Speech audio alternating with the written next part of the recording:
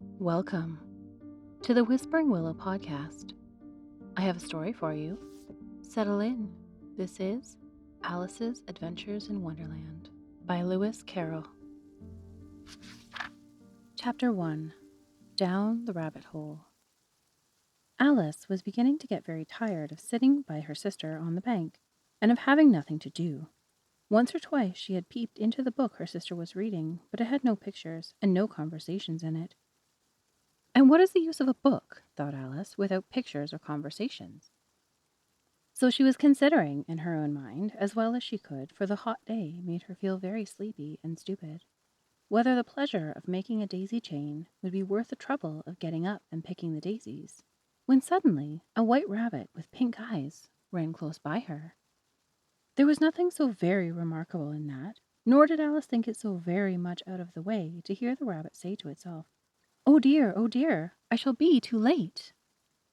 When she thought it over afterwards, it occurred to her that she ought to have wondered at this, but at the time it all seemed quite natural.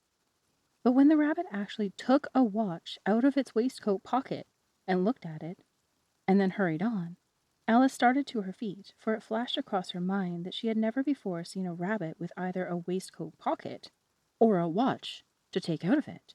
And, burning with curiosity, she ran across the field after it, and was just in time to see it pop down a very large rabbit hole under the hedge.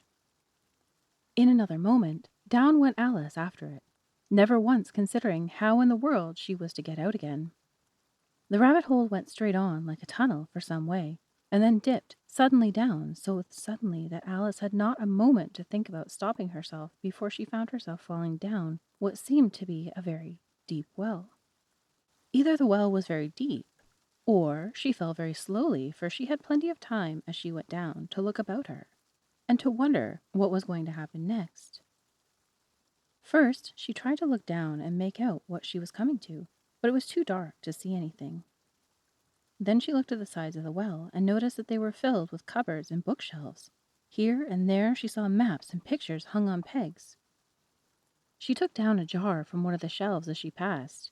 It was labeled orange marmalade, but to her great disappointment, it was empty. She did not like to drop the jar for fear of killing somebody underneath, so managed to put it into one of the cupboards as she fell past. Well, thought Alice to herself, after such a fall as this, I shall think nothing of tumbling downstairs. How brave they'll all think me at home. Why, I wouldn't say anything about it, even if I fell off the top of the house, which was very likely true. Down, down, down. Would the fall never come to an end? I wondered how many miles I've fallen by this time, she said aloud. I must be getting somewhere near the center of the earth. Let me see. What would be 4,000 miles down? I think, for you see, Alice had learnt several things of this sort in her lessons in the schoolroom, and though this was not a very good opportunity for showing off her knowledge, as there was no one to listen to her, still it was good to practice to say it over. Yes, that's about the right distance, but then I wonder what latitude or longitude I've got to. Alice had not the slightest idea what latitude was or longitude either, but she thought they were nice, grand words to say. Presently she began again. I wonder if I shall fall right through the earth. How funny it'll seem to come out among the people that walk with their heads downwards. The antipathies, I think. She was rather glad there was no one listening this time, as it didn't sound at all like the right word. But I shall have to ask them what the name of the country is, you know. Please, ma'am, is this New Zealand or Australia? And she tried to curtsy as she spoke.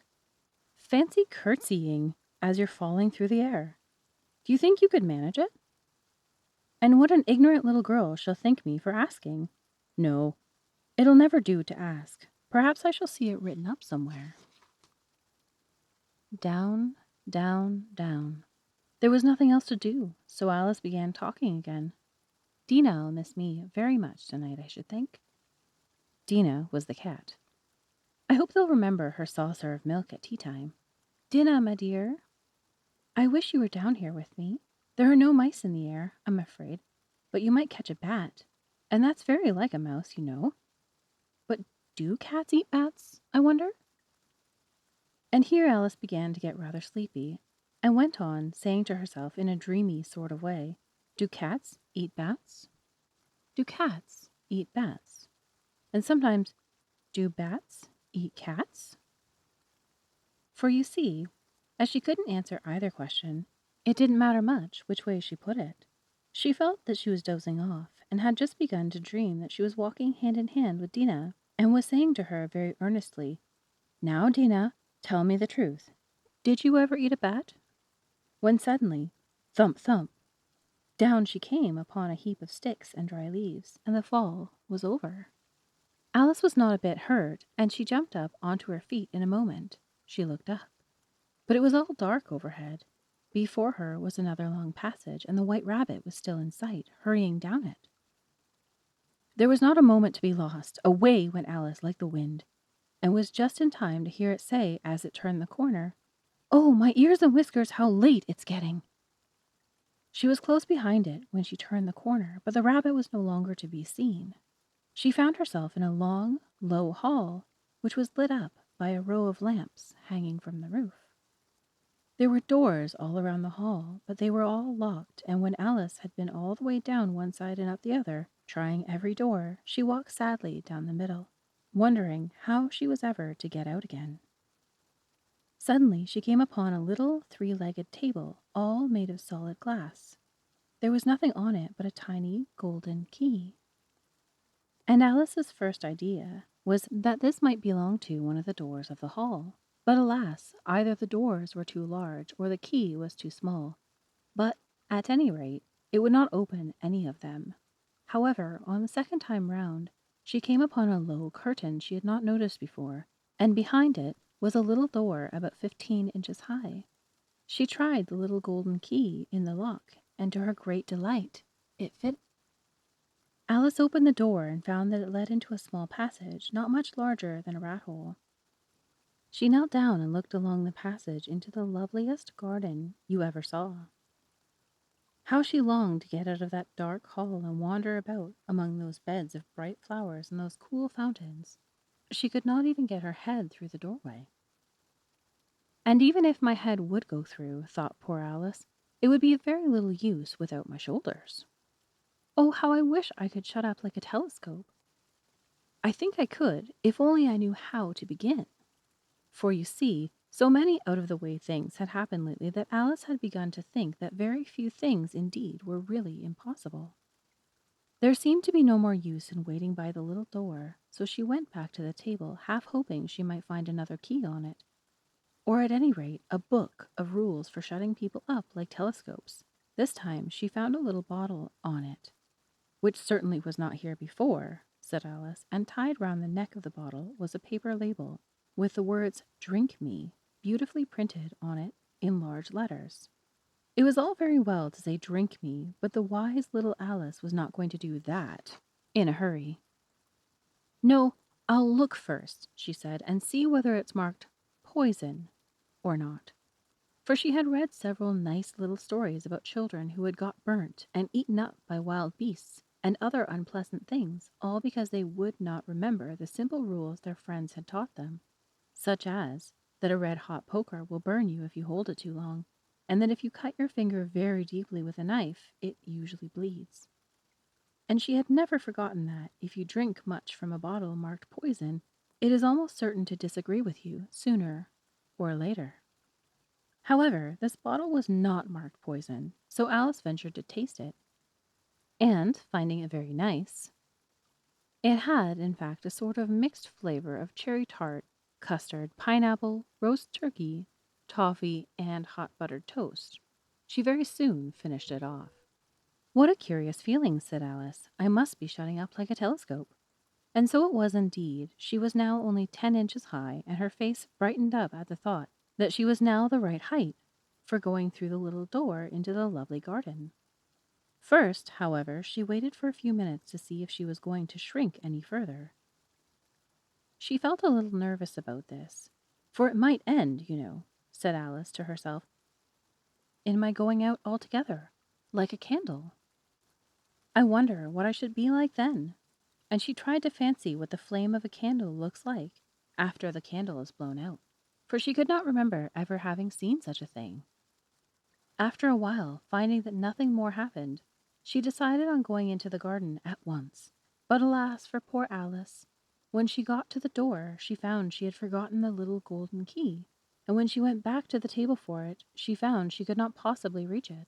She could see it quite plainly through the glass, and she tried her best to climb up one of the legs of the table, but it was too slippery. And when she had tired herself out with trying, the poor little thing sat down and cried. "Come, there's no use in crying like that," said Alice to herself, rather sharply. "I advise you to leave off this minute." She generally gave herself very good advice, though she very seldom followed it, and sometimes she scolded herself so severely as to bring tears into her eyes. And once she remembered trying to box her own ears for having cheated herself in a game of croquet that she was playing against herself, for the curious child was very fond of pretending to be two people. But it's no use now, thought poor Alice, to pretend to be two people. Why, there's hardly enough of me to make one respectable person. Soon her eye fell on a little glass box that was lying under the table. She opened it and found in it a very small cake on which the words "Eat me" were beautifully marked in currants. "Well, I'll eat it," said Alice. "If it makes me grow larger, I can reach the key. And if it makes me grow smaller, I can creep under the door. So either way, I'll get into the garden, and I don't care which happens." She ate a little bit and said anxiously to herself, "Which way? Which way?" holding her hand at the top of her head to feel which way it was growing, and she was quite surprised to find that she remained the same size.